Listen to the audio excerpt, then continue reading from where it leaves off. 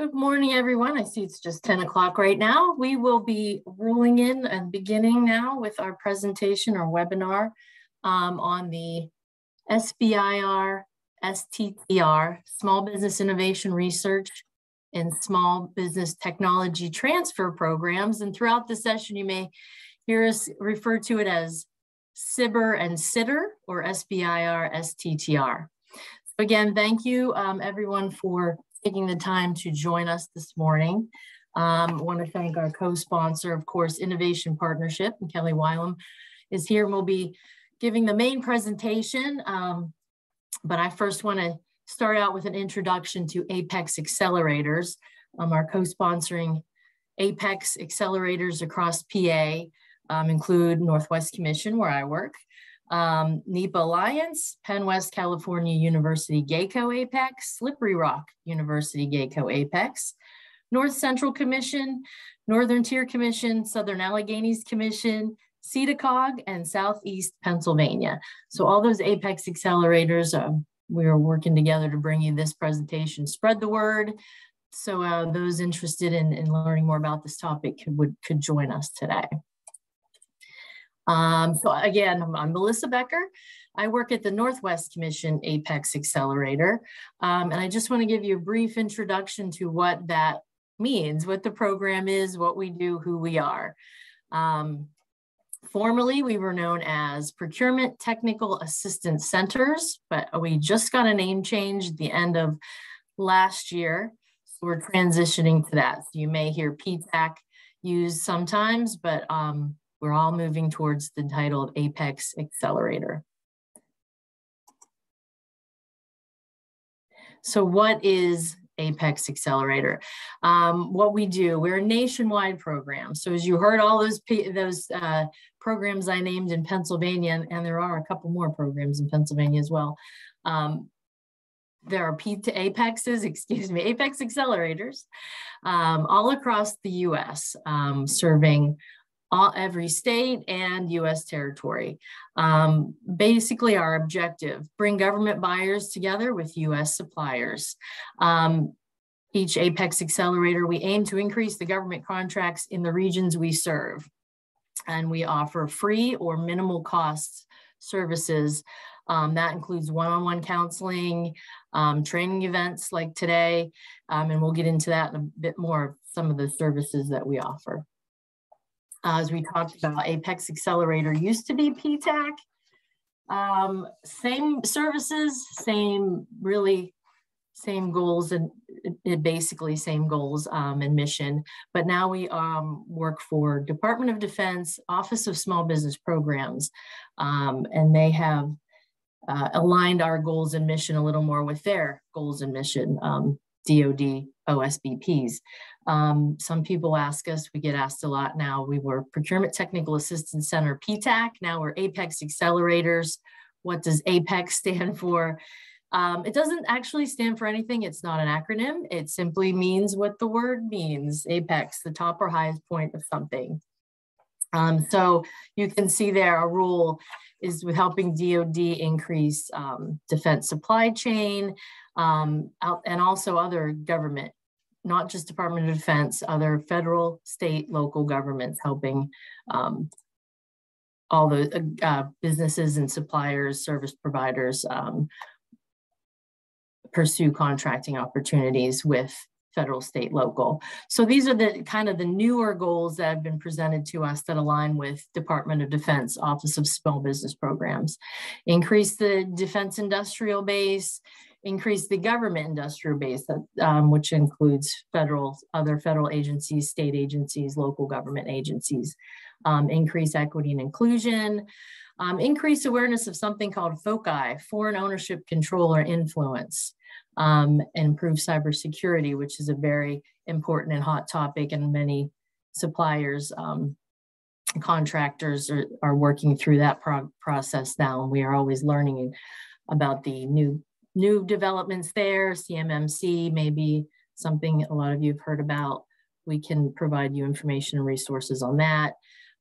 Facilitating innovation for the defense industrial base and the government industrial base, which includes what today we're going to be talking about, that SBIR STTR, small business innovation research, small business technology transfer programs. Of course, strengthening that supply chain is really what we're all about. And also capturing market data in key industries, helping the DoD with that as well. Some of our newer goals as our role as Apex accelerators. But in the nuts and bolts of it, what we really do, serving our regions. So all those Apex accelerators across the country were assigned regions of our states where we're located, free resource to help with government, any and all government contracting questions and needs.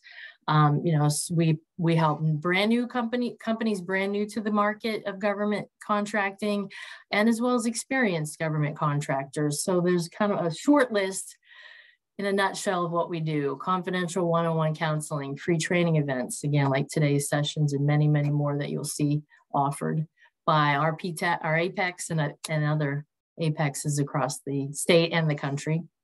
Helping companies pursue contracts and subcontract opportunities in the government market. And as I said, that includes federal, state, local government levels. SAM registration, that's a big one. We were just talking about that online before we went live. That's the registration if you want to do federal contracting. And it's not the most fun website and system to use, but we are here to help you through that. Definitely suggest reaching out. We could save you some time and confusion on that process. And then every state usually has some kind of a contractor registration they require. We'll help you understand that and get through those. The set-aside programs, socioeconomic certifications. Some of you may have heard of or be familiar with woman-owned, veteran-owned small business certification, service-disabled veteran-owned certification, HubZone. There's a program called 8A. All of those programs and certifications, we can be a resource and help with those. Of course, and then when you're looking at bidding things, finding areas of opportunity, researching where those solicitations appropriate for you may be, or there's opportunities, reviewing solicitation packages with you so you understand those, how to read through those, how you properly would put together a bid or proposal and submit that, and so much more. Really anything related to government contracting we can help you with. Post-award questions, things of that nature. All things we are here to help you with. And as I said, we're Apex accelerators, those 90 plus programs across the US and US territories. We're all assigned a service region. So wherever your company is headquartered or based, that's the Apex accelerator that you would work with. But that doesn't mean that Apex accelerator is only looking for opportunities in that region. We will look all over the world for appropriate opportunities that fit your product or service. In fact, we have our association, our national association, which is still known as Association of Procurement Technical Assistance Centers, or APTAC. We have a website there, the link. You click on that, there's a map, and you can pull it up, find your state, and find the Apex Accelerator office that serves your area. And in Pennsylvania, we have quite a few. We're lucky in Pennsylvania. We have quite a few. Every county in the state is covered. Some Apex accelerators, there's one accelerator office that covers the entire state, but in Pennsylvania, it's a little different. So this kind of map sort of shows you, if you see your county, that's the Apex you'll reach out to if you're not already working with them. And we will share this slide deck afterwards, so you will have this contact information. And a little link there off to the lower right that takes you to the listing as well of the Pennsylvania-based Apex accelerators. So with that, that's what we do in a nutshell, which is why we are working with Innovation Partnership and invited Kelly Wylam to speak with us today and with you all to talk about an intro to the SBIR programs. Kelly has over 25 years of experience with a variety of businesses and economic development programs and initiatives in Pennsylvania. Her current position is directing the Innovation Partnership, also known as IPart, which is Pennsylvania's premier SBIR STTR statewide assistance program. Kelly was part of the IPart's origination team spearheaded by the Pennsylvania Department of Community and Economic Development in 2002. IPart is truly a statewide collaboration, bringing to bear the counseling business assistance resources of more than 18 Pennsylvania-based organizations and institutions of higher education, including they assist tech-based entrepreneurs and existing businesses to grow and thrive in the Commonwealth. Kelly provides clients with business-focused counseling, grant proposal assistance and training, and supports the IPart's network of member organizations throughout Pennsylvania. She is seasoned in grant preparation, funding acquisition, program and project management, and financial administration, which is, of course, all of that. You can see why we asked Kelly to be, she is our subject matter expert on the SBIR STTR. So with that, Kelly, I'm going to stop my screen share, let you start your slides. And before we begin, I do want to say we will be sharing the slide deck. Kelly is allowing us to share her slides and the recording of today's session following. And then at the very end, when we close out the session, a survey will pop up, and we'd ask everyone to please just take a few minutes. I think there's maybe 7 or 8 questions, if you would be so kind as to complete that and submit that to us. So I'm gonna stop my share so Kelly can begin hers. And thank you, Kelly, and thank you everybody for joining us. I'll hand that over. Thank you so much, Melissa, and thank you to all of my Apex colleagues.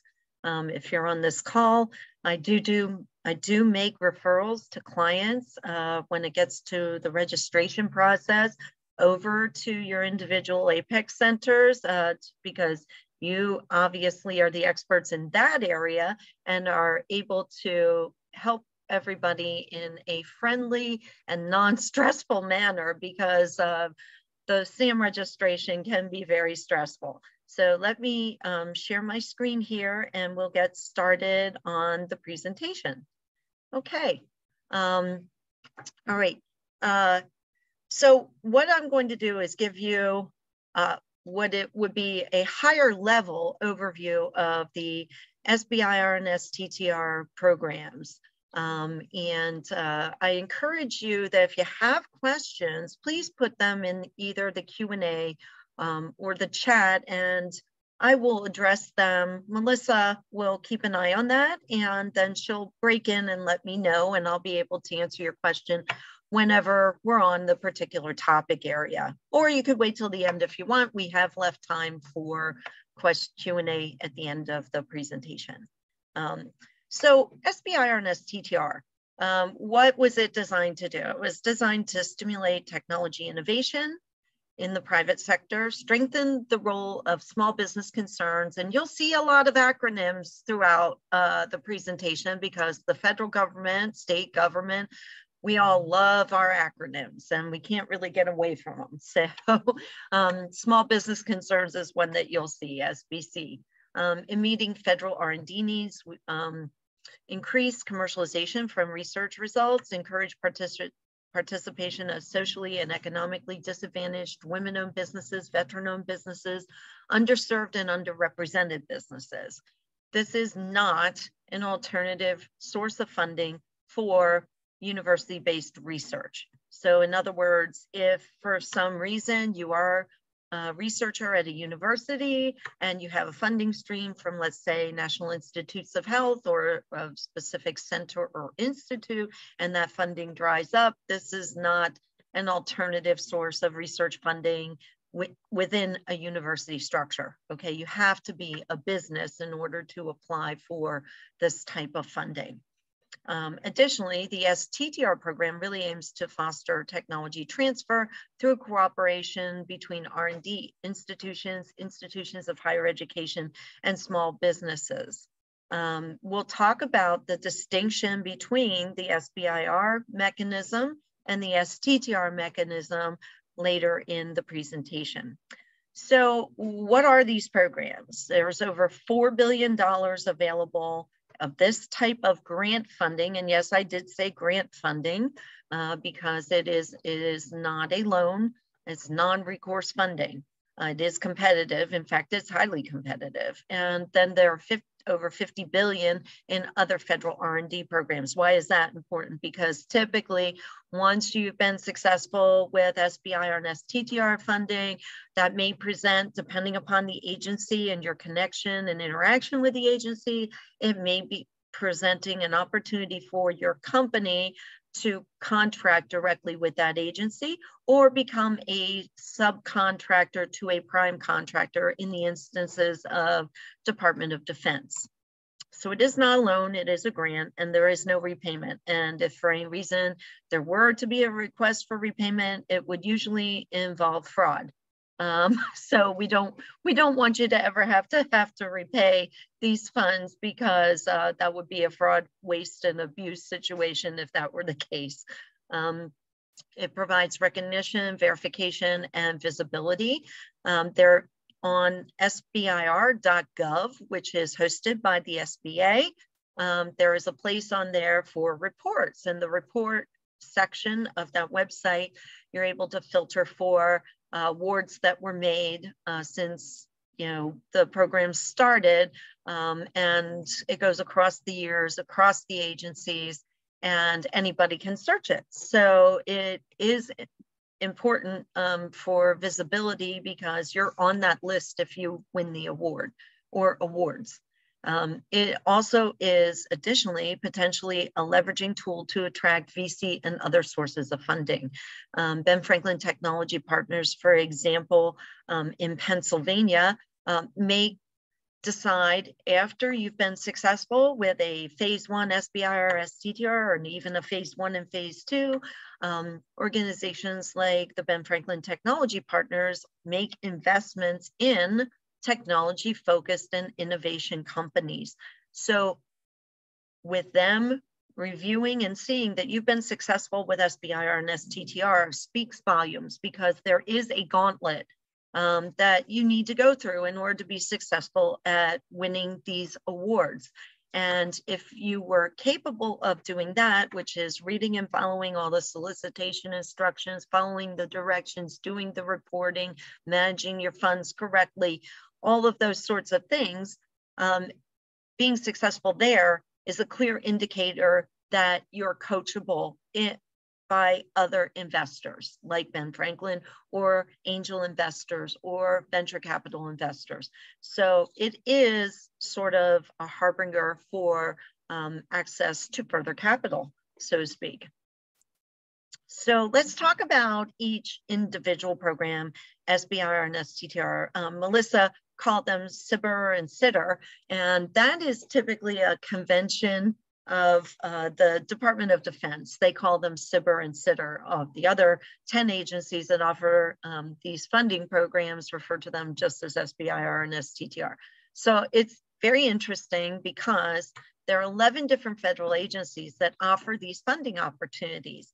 And in reality, there are 11 different SBIR, STTR programs, and then add on 5 to that. So there are basically 16 separate programs for SBIR and STTR. And these programs really fund early stage R&D for small technology companies or individual entrepreneurs who codify and create a company. So this is one of those preliminary things that's really important, is that an individual cannot submit a proposal for SBIR or STTR. It must be submitted by a codified company. And what do I mean by codified? It means that you've received your federal registrations, that you've registered your business with the Commonwealth of Pennsylvania, and that you are a codified company. Now, almost all of our companies are incorporated in Delaware. The incorporation of the state is not relevant for the innovation partnership services, but the physical location of your company, the address of your company, is important to the innovation partnership assistance, because you need to be located within Pennsylvania. So even if you're physically located in Pennsylvania and your business address is located in Florida, we wouldn't be able to assist you, because the only metric that we have to gauge whether or not innovation partnership services are successful, helpful, beneficial to you as a client is, did you win the award and where are you located? Because then, as we loop back around, then you're listed on that SBIR.gov website as having received the award. And if your address is in Florida, they get credit for having a company that received an award in Pennsylvania doesn't. So it's just a little background on your physical location. And you could be located anywhere in the country and submit an SBIR STTR. It's just that for the innovation partnership services that are funded by our member organizations and the Department of Community and Economic Development and the SBA, you need to be located in Pennsylvania. So these 11 federal agencies have extramural R&D budgets over $100 million, and they're required to set aside 3.2% of that extramural R&D budget for their SBIR and STTR programs for potential commercialization and public benefit. So a little bit about the differences. The STTR program is 10% of the size of the SBIR program. It's similar to SBIR in terms of the way it's executed, the proposal you're going to create. However, it involves a mandated cooperative research between the small business concern and an institution, a research institution, which could be a college or university, federally funded research lab, or nonprofit research institution. The STTR, it was created as a means to move the technology from the benchtop to the marketplace and to ensure that the technology is being transferred, utilized, and involved in the creation of successful businesses as well as jobs. So 5 of the 11 federal agencies that offer SBIR also offer STTR. So let me say that again, not every one of the 11 federal agencies offers both SBIR and STTR. Okay, so on this list here, we have all of the 11 agencies that offer SBIR, and the ones that are in red with the asterisks are the ones that offer both SBIR and STTR. So if you're ever just thinking about this or talking about it with somebody, just think to yourself, what agencies of the federal government have the largest general budget? So we know, right? DOD pops up right away as having an extremely large general budget. And the reason those agencies, DOD, DOE, NIH, NASA, and National Science Foundation all offer both programs is because they have a proportionately larger cut of the general budget, and to be able to offer both of those funding opportunity programs.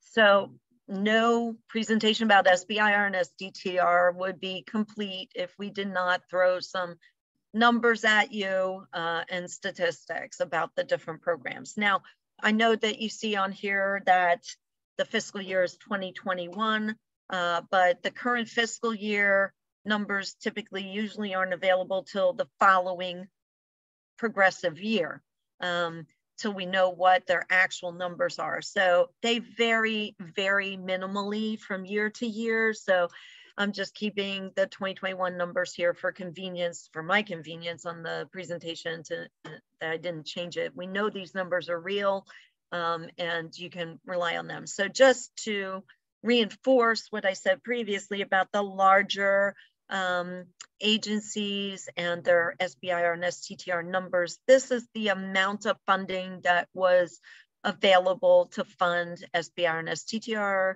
awards for the fiscal year 2021. And you can see that, the disparity between DOD at 1.8 billion and then Department of Commerce at 4 million.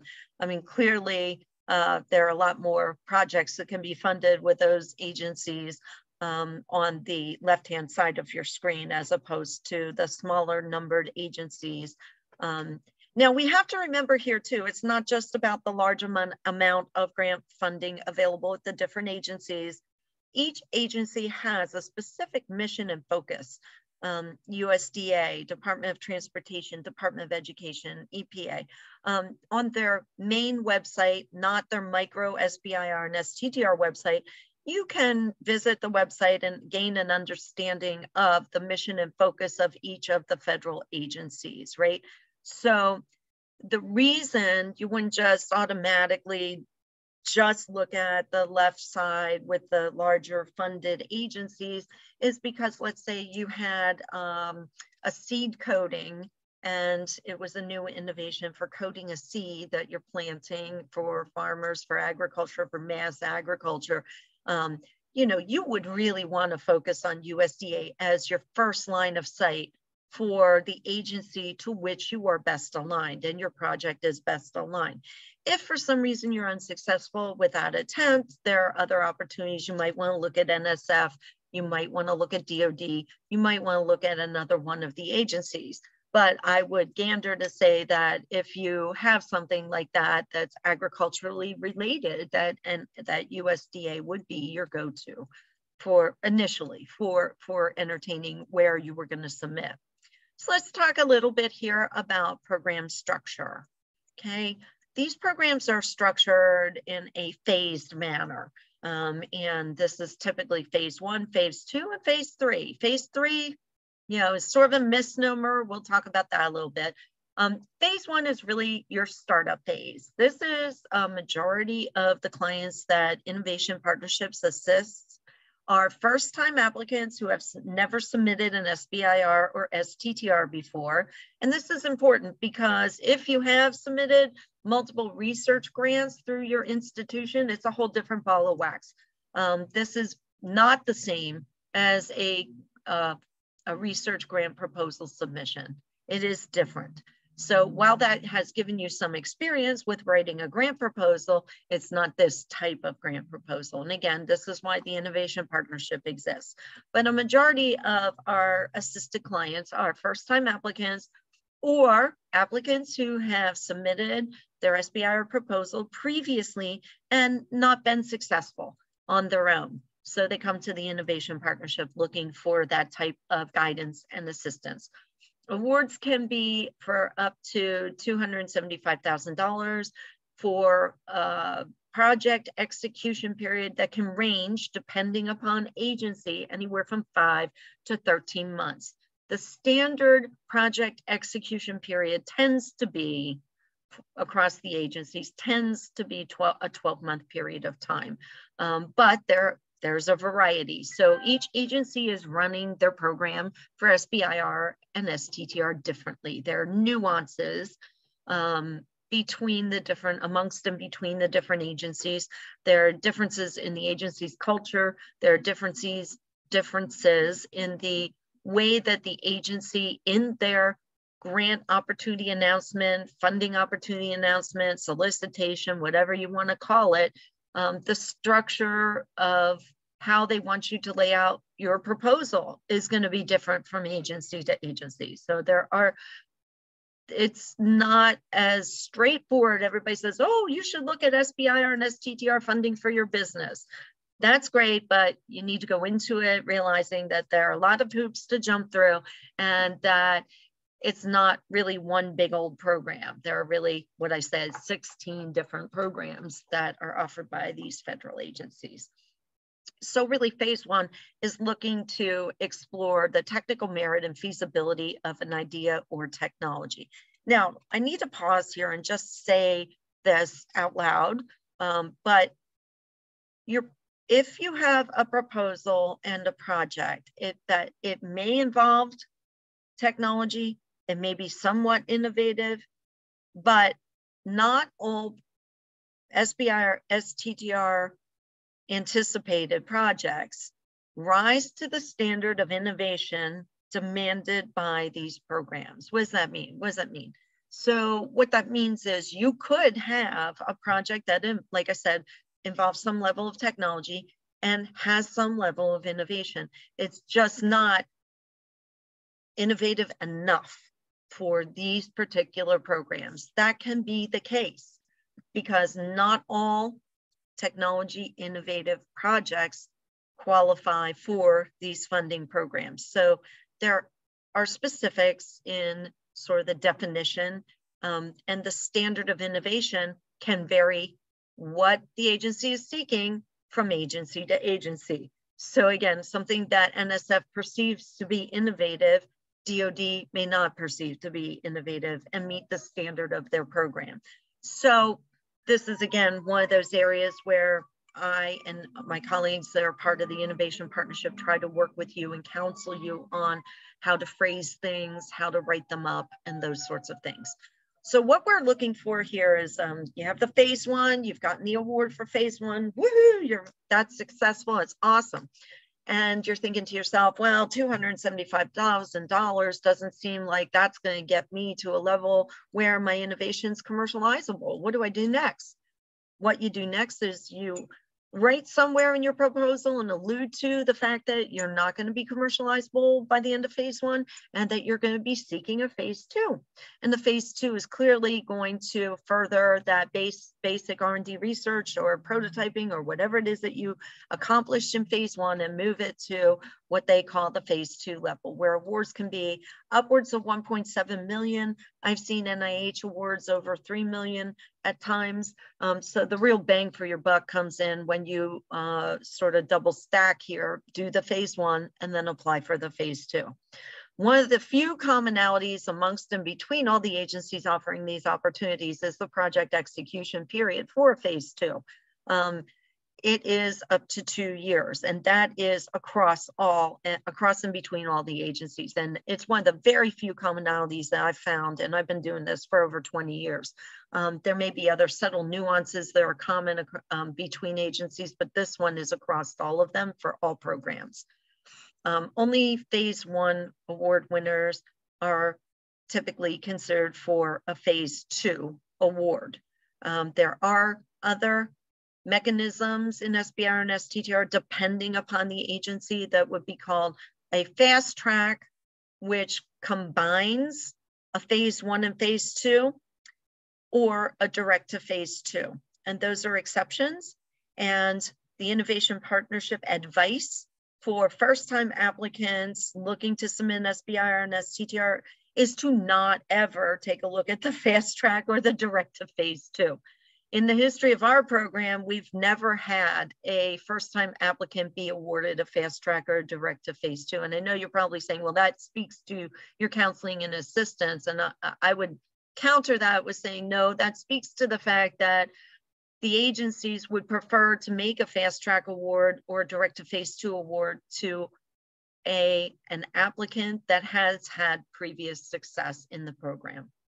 So that's what we've just discovered. That's our availability heuristic for the fast track and direct to phase two. Now, phase three is really where I said it was sort of a misnomer. Phase three, there are no grant funds through SBIR and STTR available for phase three. Phase three would be considered a contracting phase or your commercialization phase where you're actually doing business. DoD specifically, if you were to be successful, complete your phase two, your product or processes is commercializable. The DoD may want to deploy your solution, which means that you would be a direct contractor and DoD would be your customer.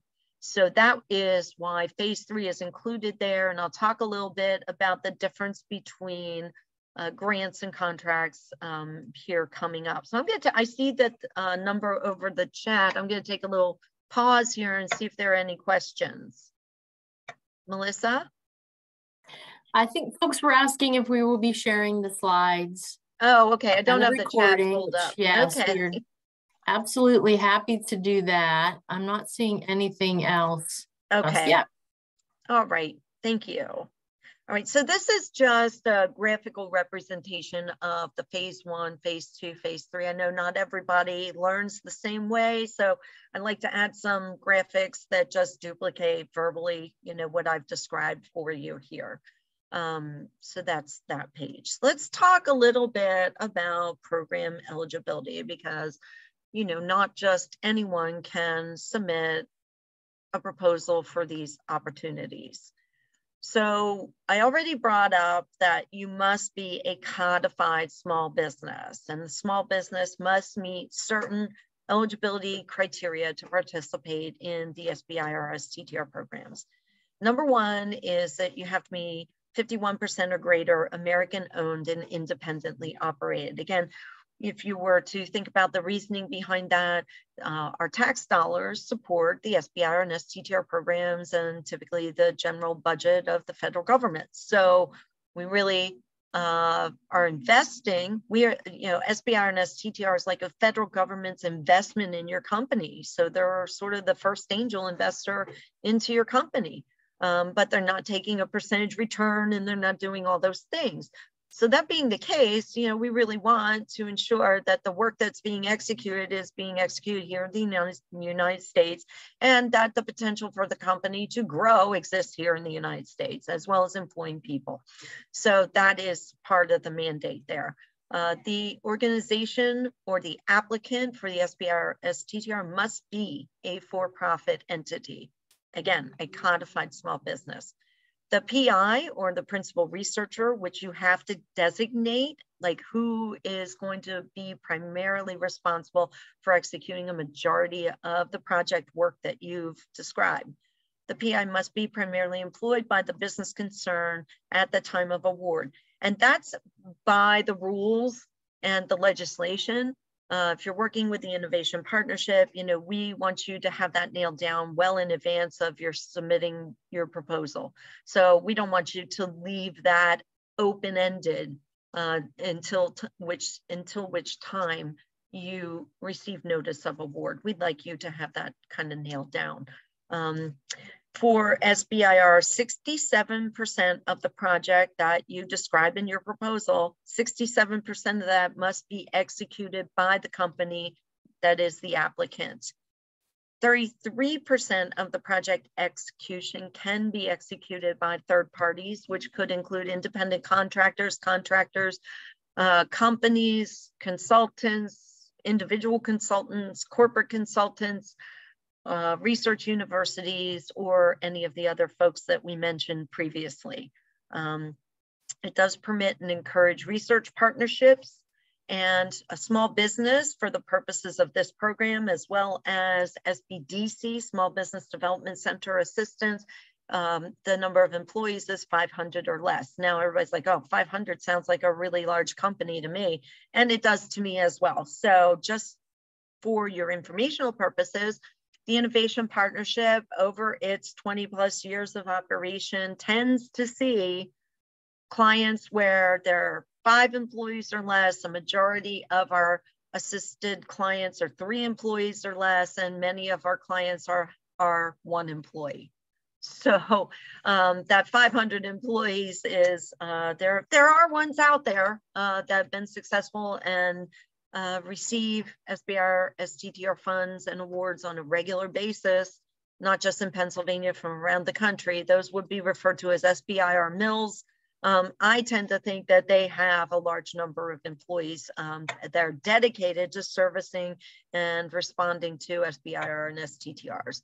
STTR qualifications. The proposer must... Kelly, I'm sorry, can I interrupt you just for a moment? We have a few questions. Yep. Someone was asking, how long does it take to get phase 1 approved?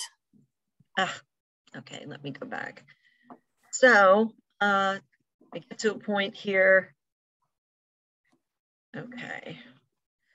So it depends. As we noted, 11 different agencies offer these opportunities throughout different points. There are deadlines scattered throughout a year. And some agencies offer 1 opportunity per year. Other agencies can offer up to 3 or 4 or more opportunities per year, which would mean scattered deadlines. From the time you submit your proposal, depending upon the agency, it could take over a year until you hear whether or not you've received the award. And that's being gracious. I've had some clients that it's been closer to 2 years. We don't call this fast money. It takes a lot. It takes 6 to 8 months to prepare, reasonably, solidly prepare a competitive SBIR and STTR proposal, and then it could take up to a year or more to hear if you've received the award. Okay. So it is a time commitment. Thank you. And another question, does the PI need to be physically employed in the US? Yes. Okay. Yes, absolutely, because the PI is the main person doing the research work. Well, everything is global. This is not global, okay? This is a United States-based program anticipating the creation and growth of businesses, technology, innovation, and jobs in the United States. Okay. So to employ somebody that is not physically located, all of the work that is done, and I don't even want to say that there are approved exceptions. There are, but not regularly, and the agencies don't like it. They want the work to be executed here on US soil. Okay. Just a couple more questions. I believe you're going to cover this later in your presentation. Someone asked, how does innovation partnership help? Yeah, that's following the main SBIR. So I will address all of the innovation partnerships sort of mechanisms. And lastly, are there restrictions for how the funds may be spent? Absolutely. Tons of them. That is a level of micro discussion, not necessarily for this. I mean, the solicitation or funding opportunity or funding announcement or whatever the agency refers to it as, they all call it something different. So they can't even agree on what to call the opportunity that they issue. Okay. It is extremely, if I say it once, I'm going to say it 1,000 times, but there are two really, really, really high level important aspects to SBIR and STTR. Timing, making sure you have enough timing and enough runway to prepare and submit a competitive proposal and have it proofread and make sure that all of the bells and whistles and gears that need to be moving are all moving in the right direction, and that you're following the rules and regulations laid out in the solicitation, okay? Number two, so timing, reading and following instructions. I cannot emphasize it enough. Some of the solicitations are 500 pages long, and I know that seems intimidating, but what a majority of the 500 pages are, they list detailed explanation of the topic areas. So the whole 500 pages aren't all specifically rules and regulations that you have to follow. There's a good portion. So all of the information about the rules and regulations and expenditures and budget structure and reporting and auditing and financials and all that kind of stuff is laid out every time the agency offers a funding opportunity for SBIR and STTR. Now, I get a lot of questions. Do you have a sample SBIR STTR proposal? And the answer is, of course I do. Will I provide it? Absolutely not. And the reason there are no templates is because of the prescriptive nature of a template. And the reason that these agencies issue solicitations every year throughout the year is because they tweak and change things. They rephrase them. They restructure the layout of the information. There may have been a legislation amendment. There may have been a change. So if I were to provide a proposal that was submitted to National Institutes of Health or DoD from 2 years ago, and you followed it by rote, you may disqualify yourself immediately because they changed whatever they were looking for in the solicitation, and that rule is outdated.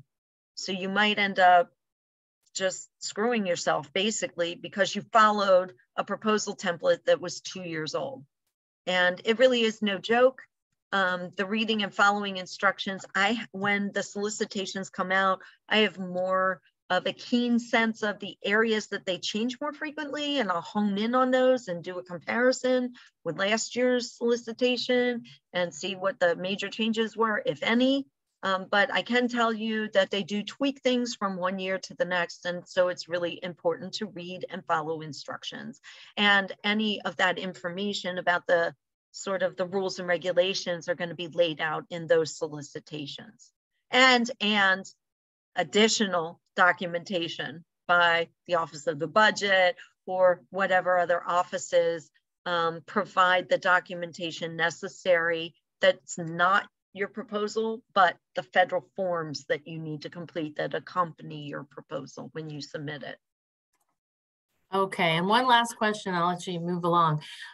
Someone asked, is there a funding price that is considered to be too low? I'm not sure what that means. Maybe Warren, if you could maybe elaborate there, we would appreciate that.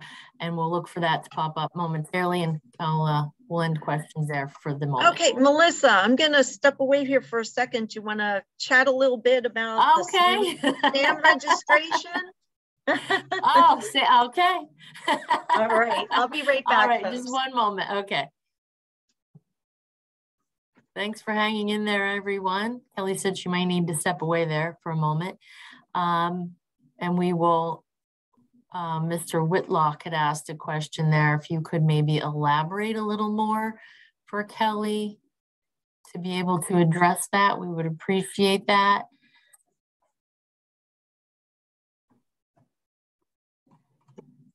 And so, Melissa, somebody asked, what is a SAM registration? And that was a colleague, another Apex Accelerator program manager in Pennsylvania. SAM registration is System for Award Management. That's really where anything starts. If you're applying for federal contracting, federal grants, federal financial assistance programs, they all start with a SAM registration at one level or another. And that is something that your Apex Accelerator is happy to help you with, especially if you're going after federal contract awards. We can help you with that. Reach out to your local Apex Accelerator. And Kelly is back. I am. Okay, hopefully whoever asked that question has had a chance to respond.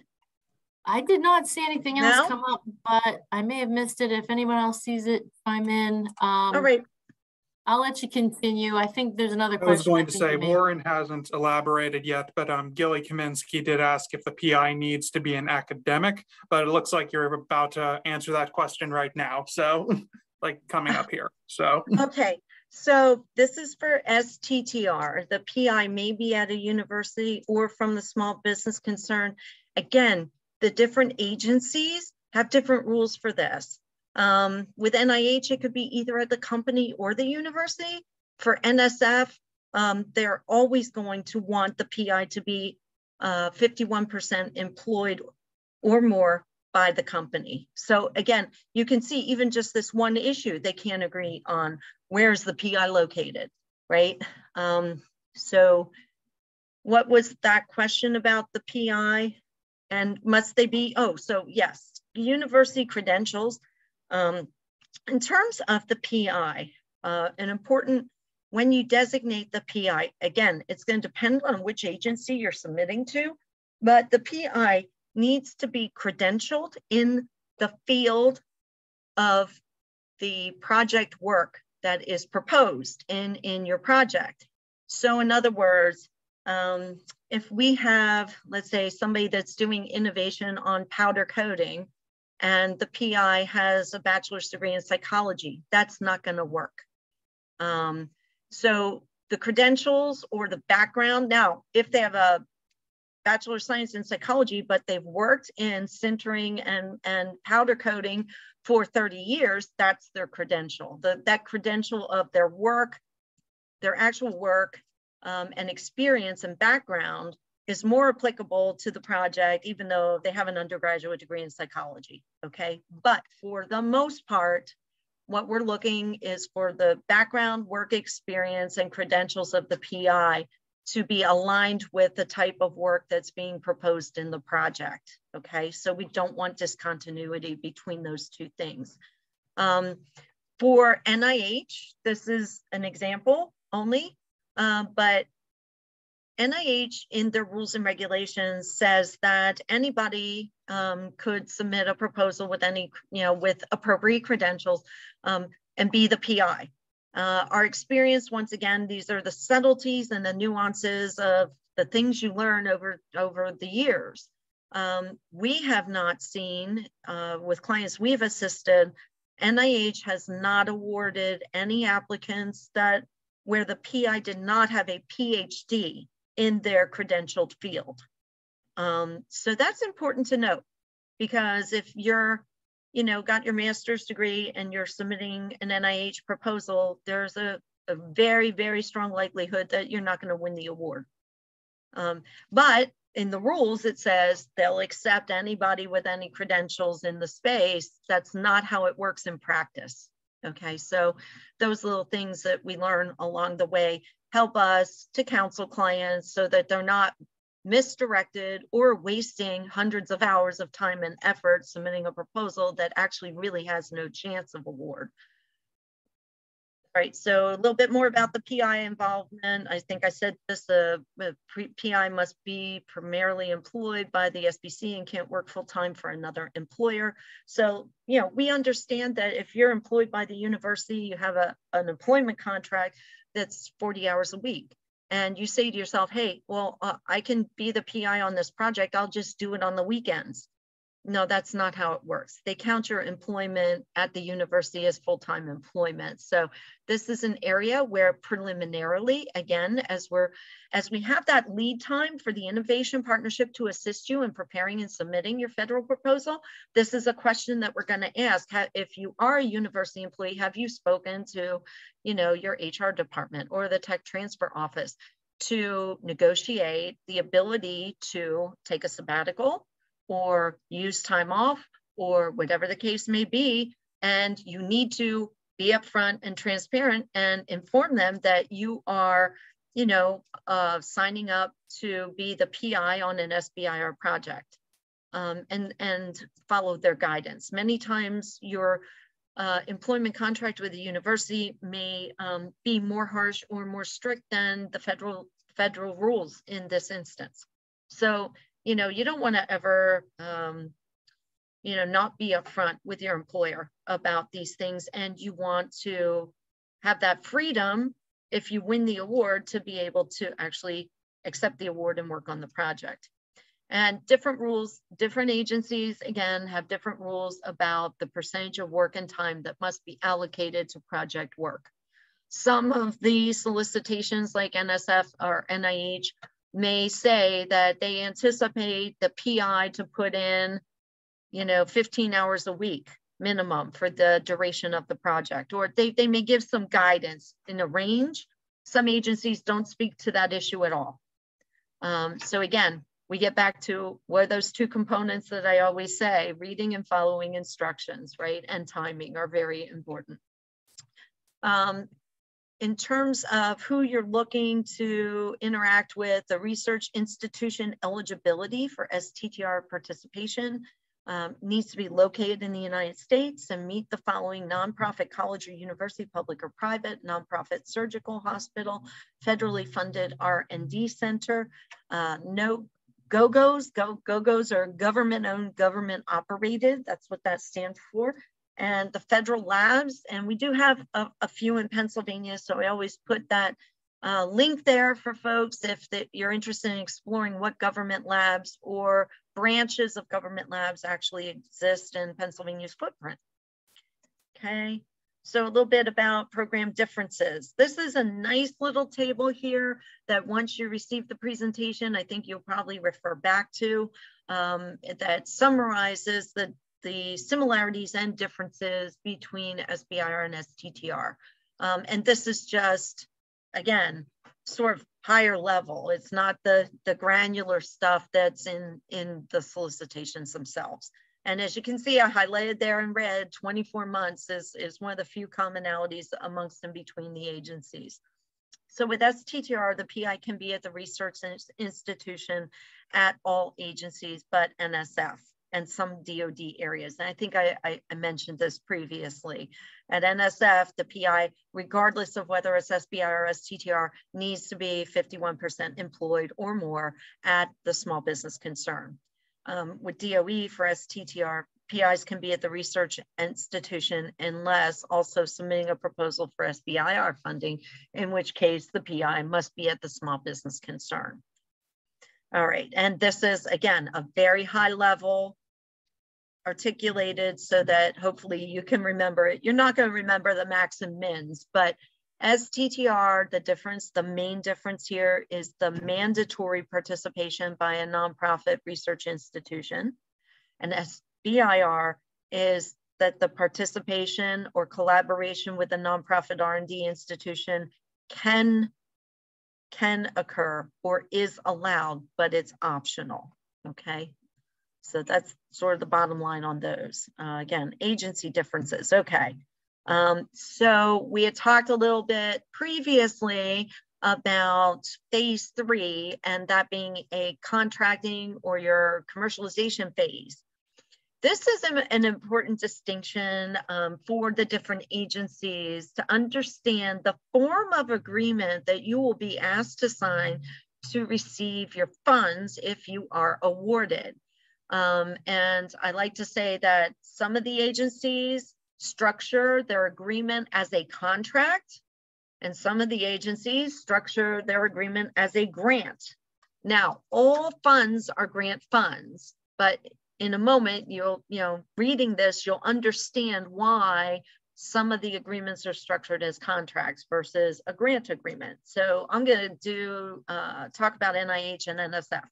NIH and NSF, for the most part, a majority of the time, and I know you love hearing all these generalities, but for this type of presentation, this is as good as it's going to get. The granularity, the micro stuff, agency by agency, just not able to cover it in such a brief presentation, right? So with grants, the reason the agreement is structured as a grant for NIH and NSF is because they're not going to typically purchase whatever you commercialize, okay? They're not acquisition agency. They're not in the business of acquiring innovations or products or using them or deploying them or anything like that. They're looking for novel and innovative solutions to solve a particular focus area or problem or topic or priority issue, and move the science forward. I think that's a key phrase that is important when you're thinking about the agreement being a grant versus being a contract. By contrast, the contracting agencies, if you just think a little bit about it, DOD, Department of Transportation, NASA, Department of Homeland Security, they are agencies that deploy things, right? They use products, they use services, DOD has soldiers, and they have the interest in possibly procuring whatever it is that you develop. And hence you would become a contractor. So the agreement that you sign sets you up in advance to contract directly should you make it to that stage. And you don't have to sign and log into new systems or sign new quote unquote agreements and things like that. You're already registered as a contractor so that you could end up contracting with one of those agencies and they could end up being your customer. So that's the difference between the form of agreement being at least on a basic level, that's one of the differences, is the contracts versus the grants in terms of the agreement you would be signing to receive your SBIR or STTR funds. So here again, just to bring it home, contracts, agency specified topics. So for instance, DOD might say, we want a powder coating on that would be applied to the bottom of a submarine that's a certain thickness and is masking and provides non-radar detection at so many knots. They're going to be extremely specific because why? Because they actually want to use that product and they have specs. They know what they want. Currently it's not available. They're going to incentivize you to create what they want so that they can use it and deploy it. Okay. Grants, on the other hand, are broad topics. The example there might be, NIH is looking for a non-invasive tool for childhood brain cancer.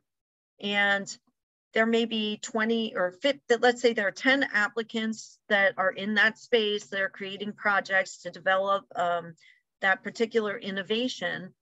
They all might come at it differently. Somebody might use radiation, somebody might use red light, somebody might use X-ray, somebody might use vibrations or piezo resonance.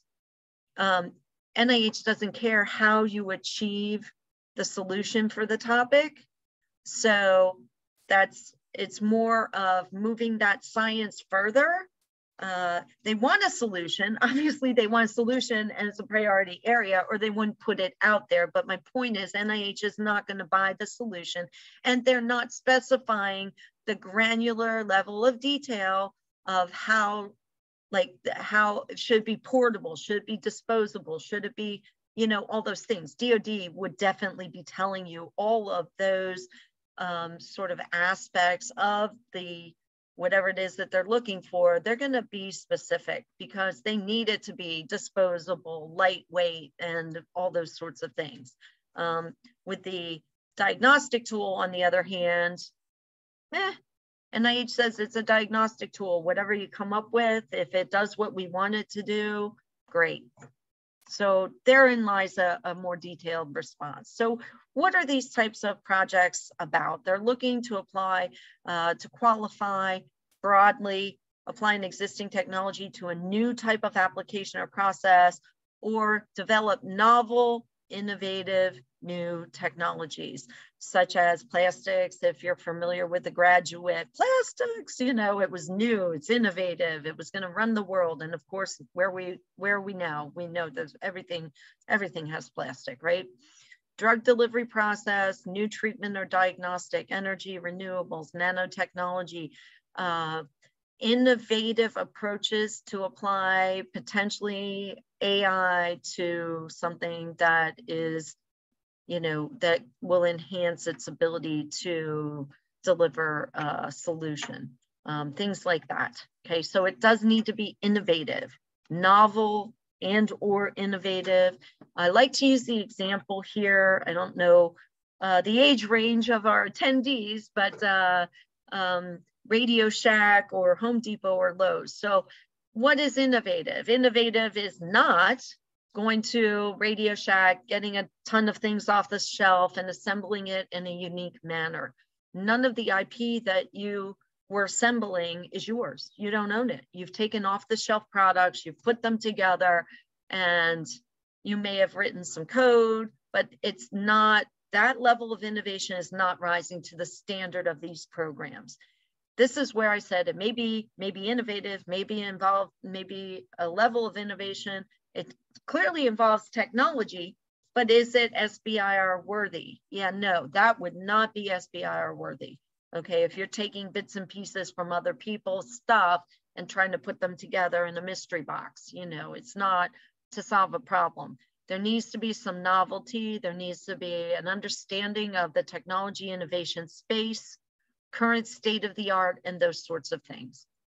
All right, so as we noted previously, this program is not for the weekend constituency, folks that don't have drive and stick-with-itness, that's not a word, but right, because this is not fast money. You're not going to submit your proposal and hear in 2 weeks whether you receive the award.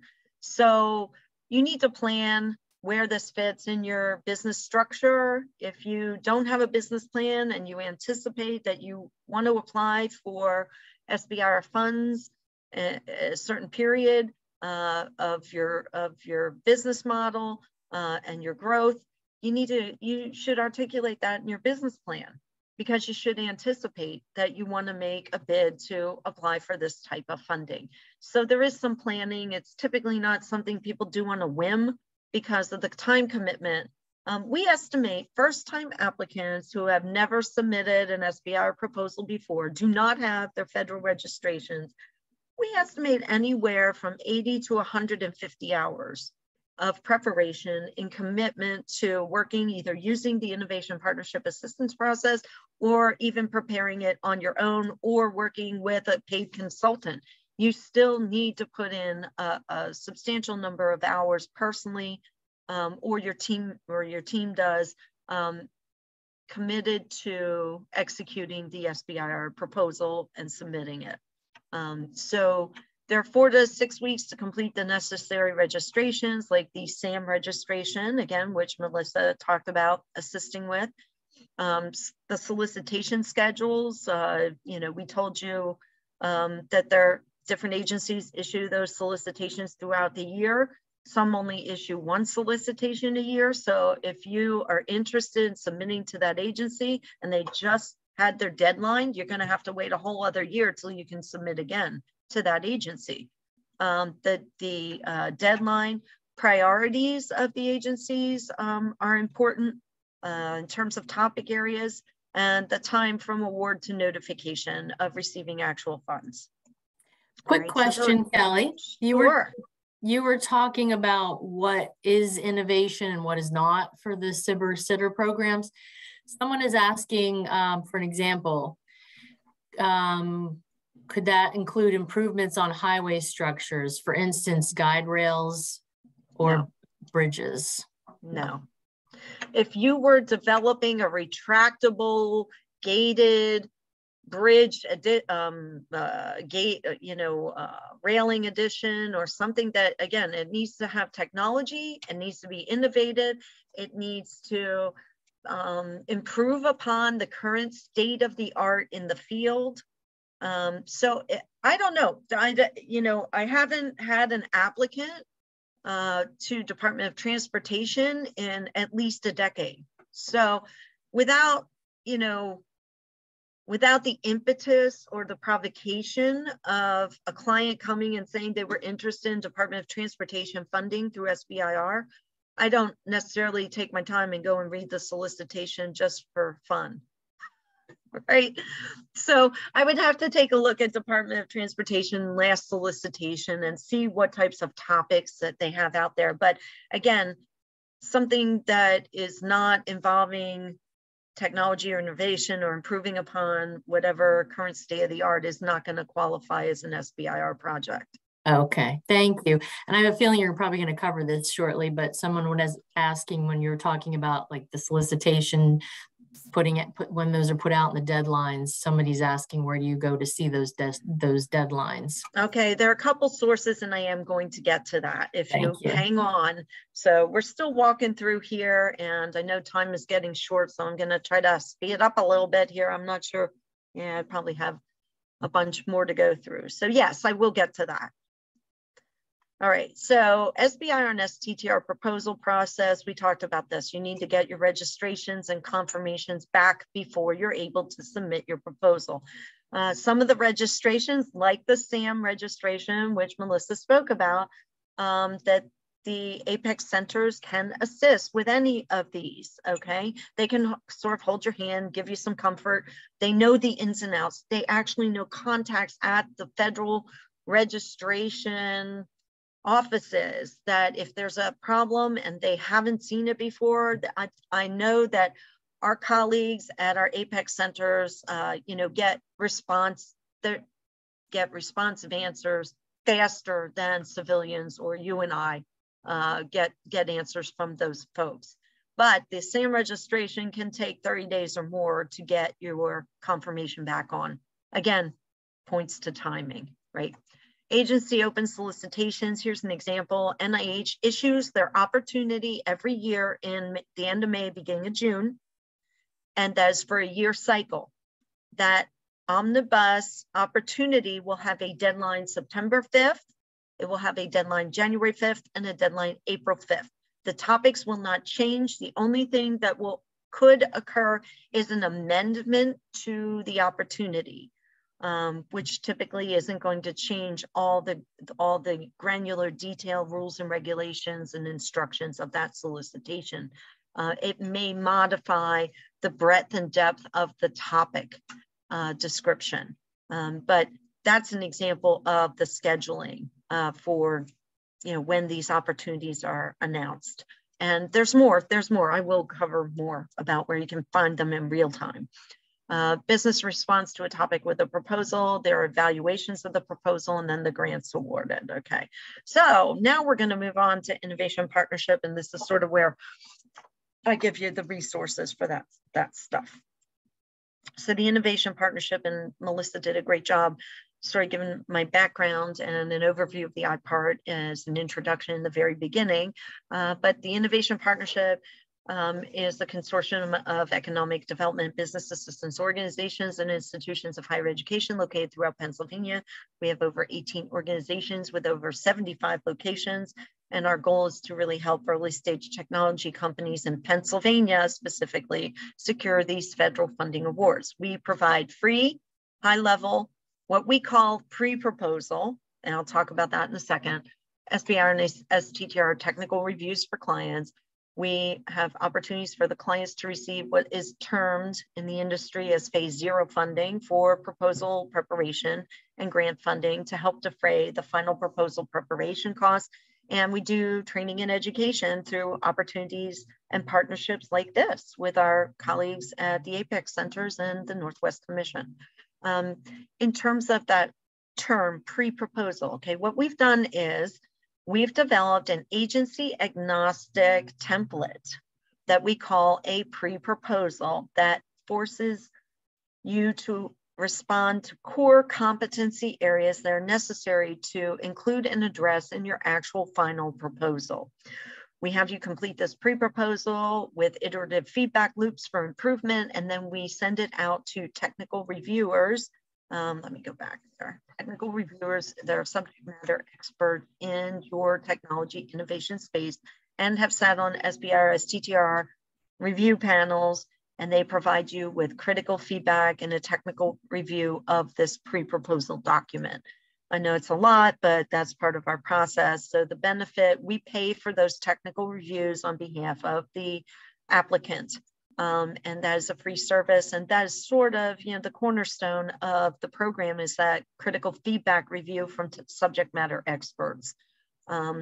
These are our partner organization logos. I know it always ends up looking really busy, but I think it's really important to recognize the collaborative nature of all of these organizations caring about and understanding and wanting to partner to grow solid technology innovation companies in the Commonwealth of Pennsylvania. And so they are all partners. Someone at each of these organizations, at each of the locations that we have throughout Pennsylvania, should really have some knowledge of the innovation partnership process. And they also provide other business-related value-added services, which cannot be dismissed in the entrepreneurial space. It's very important to stay connected to your community and folks that can mentor and assist you with all aspects of your planned business, from startup and business plan writing to commercialization assistance and introduction to potential financing from other entities.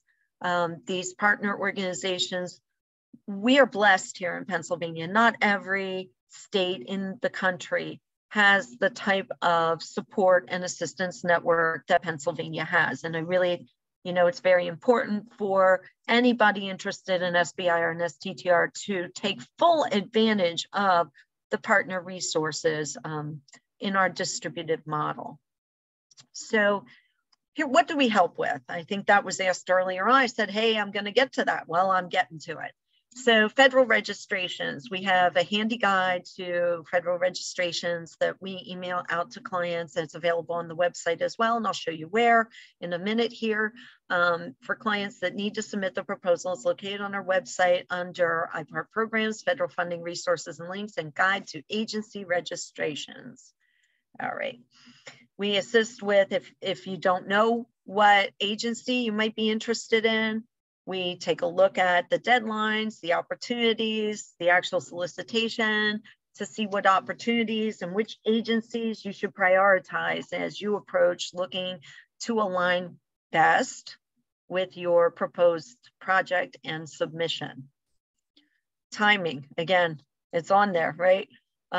Obviously, with our process, trying to assist you in writing and flushing out these full the core competency areas you're going to include in your full proposal, we need to have enough time to do the iterative feedback loops. We need to have enough time to send it out for technical review and the reviewers to get their feedback. We need enough time for our IPart investment committee to meet and make our phase 0 award. So again, that's another reason, timing. Proposal development, our PPA instrument really helps with articulate better projects and improve the proposal submission with our expert technical review, feedback, and grant writing financial assistance.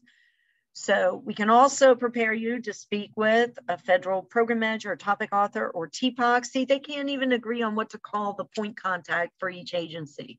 I mean, if you think it's frustrating for you, it's frustrating for me. And that's why I end up being very general in a lot of the information I provide, because these agencies can't even agree on what they name something. And we can help you. We have some instruments preliminarily to assist you in communicating with the program manager or topic author and gain their feedback prior to embarking upon our proposal and your proposal.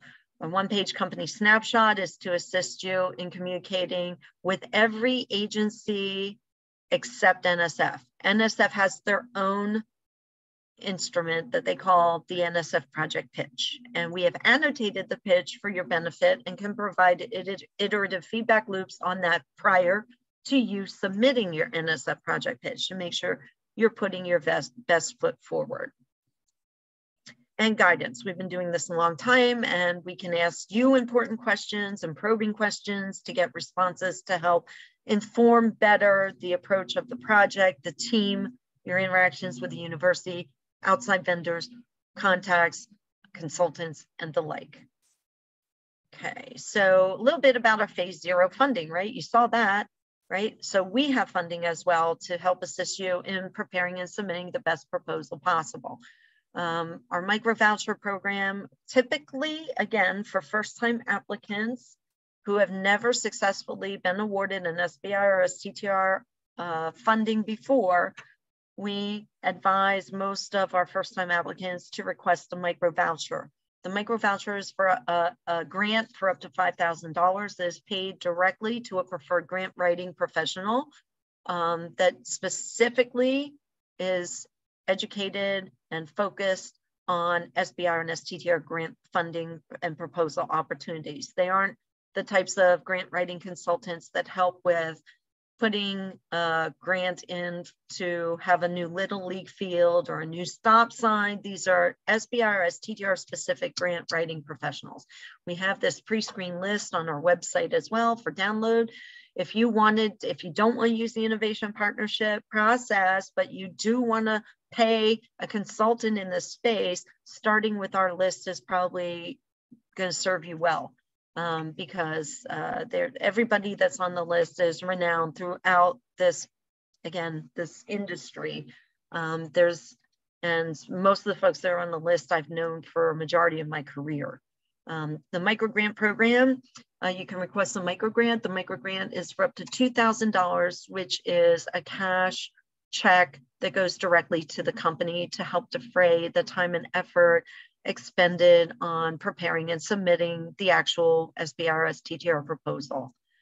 Federal marketing assistance, it's a separate instrument that we use. It's because phase 2 proposals have a greater emphasis on commercialization and commercialization discussion. So our FMA instrument template is different than the pre-proposal for the phase 1. This award, we still have the technical reviewer process, and we can award up to $8,000 for an FMA award, which again is a grant, and it's cash that goes directly to the company to help support anything that would be like a market analysis report or something like that that's directly related to the phase 2 proposal submission. We also have travel and training opportunities, which haven't been used or utilized in the last couple of years strictly because of COVID. Here's a little bit about our stats. You'll see this on the landing page and it'll total up for you. The numbers kind of self-total, but these are where we're at. You see the win rate there, and you need to think about the win rate. Across all agencies at the federal level, the average win rate, which is submission to award, is anywhere from 12 to 18%. So right now, this is for our portfolio of assisted clients is around 28%. Okay, so here's our website. Here's the landing page. If you want to know what it looks like, you have a visual here. You asked about solicitations. So right there, solicitations.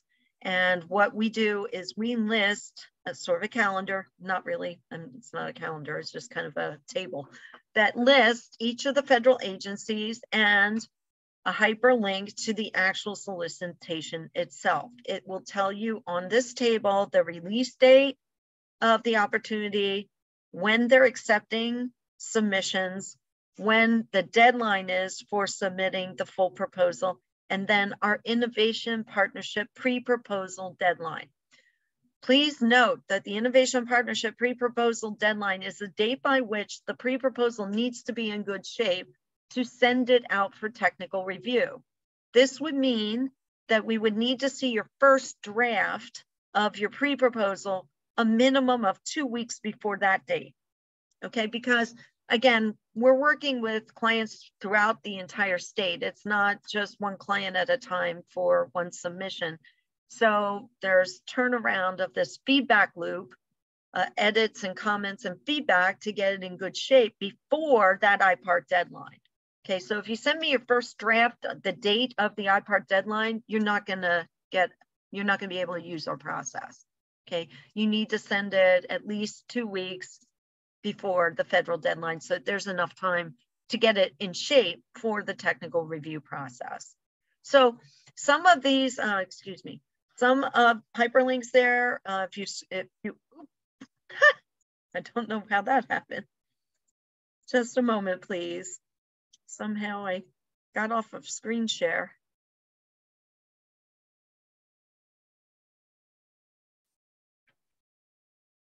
My apologies.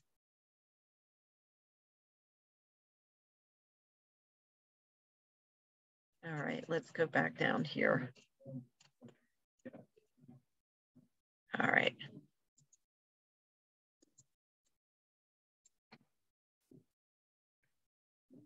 Kind of lost my train of thought there.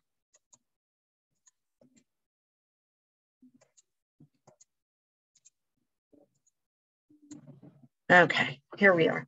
Okay, so on this page, the hyperlinks, you will see if you go to the page and scroll down, some of them are closed. The deadline is passed, but the hyperlink is still there. If you want to, entertain yourself or fall asleep very fast, you always have access to previously released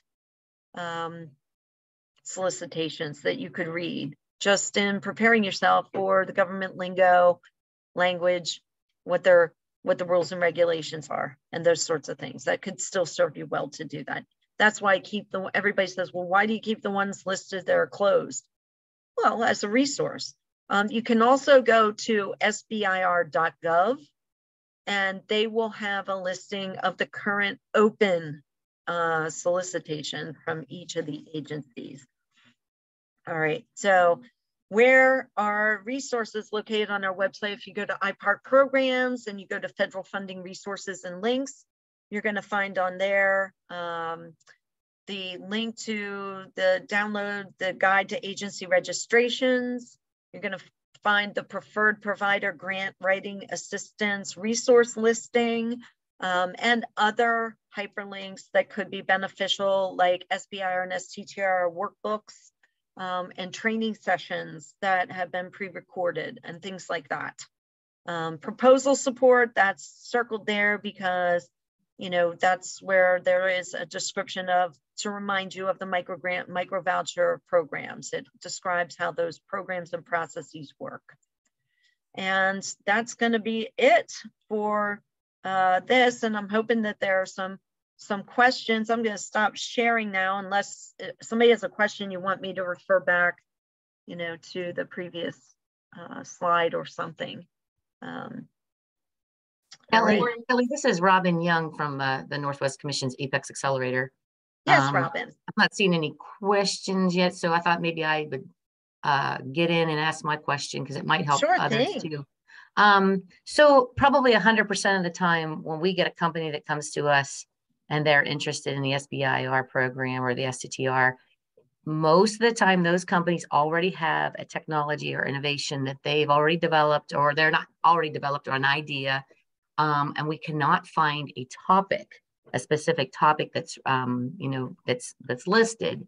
Is there a way for these companies to either get in front of the program managers or write a white paper, or how did they get their technology looked at by the government so then it can become in one of those topics where they can respond? Is there a way to do that?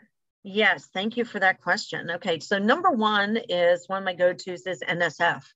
Okay, if you're off schedule or off topic for any of the other federal agencies, you found an older topic that's 3 years old, but you haven't found one recently, for, let's say it's DOD, right? DOD was interested in something as a priority 3 years ago, and they're not, you know, they either got their solution and deployed it, or it dropped off the priority list, so to speak, or they're not viewing it as a problem anymore. Or they found a workaround, right? But NSF is an agency that entertains all technologies, all innovations, all novelties in any technology or innovation space. While they do have articulated sort of high level topics, there's always an other category under that topic, and they even have an other.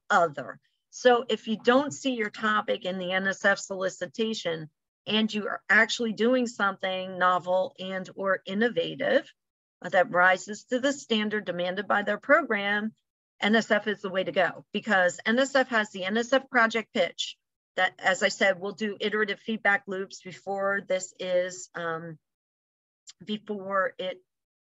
iterative feedback loops before the client submits their NSF project pitch. The project pitch is a go or no-go document for NSF program managers to review sort of those core competency areas to see if it meets the NSF standard for their program. The client will either get an email that says you're invited to submit a proposal, you're not invited to submit a proposal, or we have questions you need to respond to. So if you get an invitation to submit a full proposal, you have an entire year at any time from the date of that email to submit your NSF federal proposal. So you're not worried about actual deadline dates.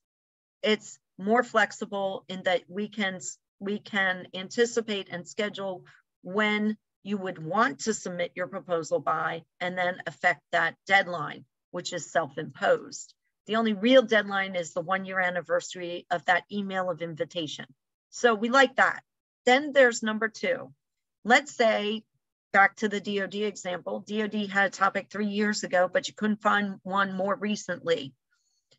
The DOD topic or solicitation that you looked at probably has a contact name and information for the person responsible for that topic. We've created what we call one-page company snapshot. The one-page company snapshot, again, just like the NSF project pitch, you're going to complete it and give iterative feedback. And then you're going to reach out via email and attaching that one-page snapshot to that program manager, to the TPOC that was listed on that topic area 3 years ago in the solicitation under the topic. You're going to say, hey, here's my one-pager attached, and I think I'm interested. We're in this exact technology space. We're doing something so great, so innovative. We're solving this problem. Do you have a few moments to chat with us? One of the nuances of the culture of the different agencies, specifically DOD, is that DOD TPOCs want the clients and businesses to build a relationship with them, okay? This is not going to turn around overnight. You're not going to contact them with the one pager, have the conversation, and magically the topic that you're aligned with is going to be in the next solicitation. We've had many companies where it can take up to a year to build that more friendly relationship with the TPOC, where the TPOC then takes this information. Hey, I've developed a relationship with this company. We had this topic 3 years ago. I was in charge of it. I think we need to reinvigorate this topic and issue it in a solicitation, because these folks really have a solution that's economical, that's portable, that's lightweight, that's low cost, that's everything we're looking for. And I know we got a solution previously 3 years ago, but this improves upon that. Can we add this topic to the upcoming solicitation? So they have their internal working groups about what topics go live to the public, right, in the solicitation. That relationship building is a unique aspect, unwritten. It's an unwritten, unique aspect of interacting with any branch of DoD on SBIR and STTR. So I know there's a lot more nuances about how to finesse that interaction, but I think that's what you were looking for, Robin, right? Exactly. Thank you so much. That was awesome. And our Apex centers, again, because it is their business, they're in the business of doing business and contracting with the different government levels. They know people directly. They have already built relationships with certain TPOCs or certain branches of the service or whatever the case may be that you're looking to. I am not, because of Army, Navy, Air Force, SOCOM, and then there are all these new programs, AFWorks, and there are tons of different opportunities that the DoD has. I don't always have my finger on the pulse of all those new opportunities. I know for a fact that I call Robin or our colleagues and say, hey, Robin, I don't know anything about this. Can you give me the skinny on it? I mean, this is how the partnership works, as a resource, a collaborative resource. I'm not going to sit here and Google stuff for hours when I know Robin can give me an answer pretty much more quickly than I can find it myself. And that's really the teamwork involved here. For sake of time, we're going to do just one more question. Okay. Someone asked, is there a way to get notified on SBIRs based on keywords? No. You can sign up for newsletters from each of the participating agencies on their SBIR microsites. If you go to that page that I told you, federal funding resources and links, and you scroll down the page, it's not going to be in your visual window. There's a lot of scrolling you have to do because there are a ton of resources on that page with hyperlinks. There should be hyperlinks to every offering agency's SBIR STTR microsite.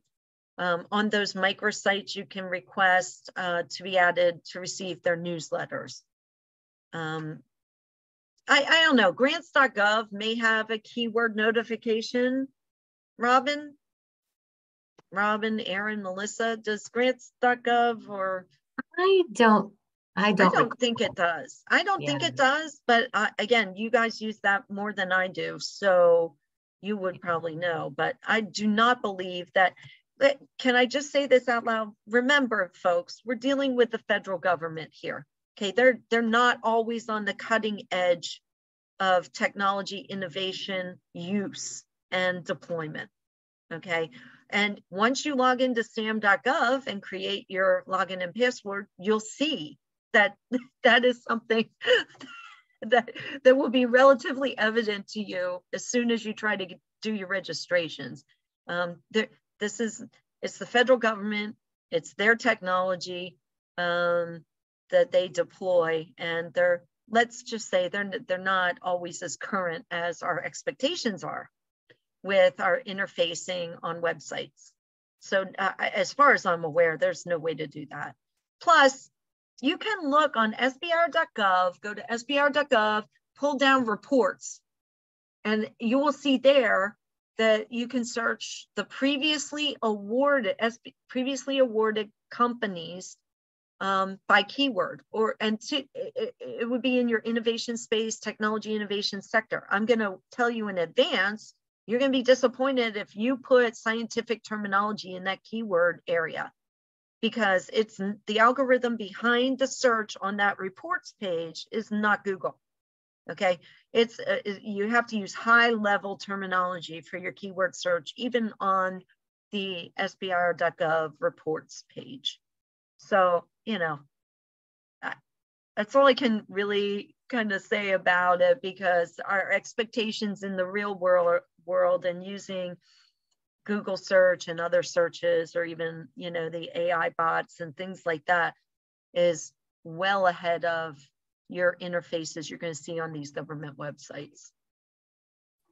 All right. I don't know if you mind doing one last question I see here. Sure. The earlier question about the innovation and the guide rails and things, that person has elaborated a little more, wanting to know, it would be a new system replacing the current highway structure that is proven more safe, cost-effective, and will boost the economy. Could that be? No, that would be something that they should contact me directly, because it's just too vague. Thank you. That's what I was going to say, but I thought I would ask that. Yeah, I mean, one. Just because we say words and we articulate them doesn't effectuate them and put emphasis on meaning, right? So it could be everybody that contacts me has something new and innovative and revolutionary and never before seen. So all those terms are useless in this construct, because you have to put money where your mouth is, so to speak. If you're describing something, it has to be backed up with something. And saying something general like revolutionizing or never seen before is hyperbole. And this program is not about that.